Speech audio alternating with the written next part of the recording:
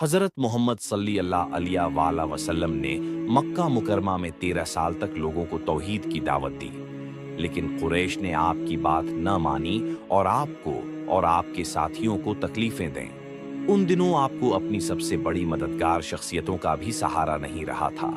आपके चचा अबू तालिब और आपकी ज़ौजा हज़रत खदीजा रज़ी अल्लाह अन्हा दोनों वफ़ात पा चुके थे। ये साल नबी के लिए बहुत गम का साल था, जिसे आमुल हुज़्न कहा जाता है।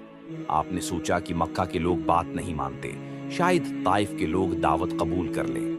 आप ताइफ गए और वहां के सरदारों से इस्लाम की दावत दी, लेकिन ताइफ के सरदारों ने आपकी बात न सिर्फ रद्द की, बल्कि शहर के औबाश लड़कों को आप पर पत्थर मारने के लिए खड़ा कर दिया।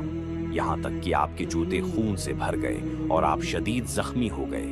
फिर आप शहर से बाहर एक बाग में जाकर बैठ गए और अल्लाह से ये दिल को छू लेने वाली दुआ की, आए अल्लाह, मैं अपनी कमजोरी, अपनी बेबसी और लोगों की नजर में अपनी बेवकाती की शिकायत तेरे सामने करता हूँ। ये सबसे ज्यादा रहम करने वाले तो कमजोरों का रब है, तो मेरा रब है।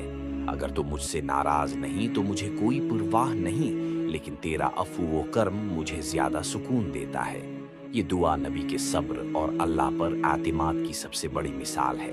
अल्लाह ने जवाब में आपके लिए तसल्ली नाजिल फरमाई और जब्राइल अलैहिस्सलाम को भेजा, लेकिन आपने दुआ की कि ताइफ के लोगों को हदायत दे, उन पर अजाब न नाजिल हो।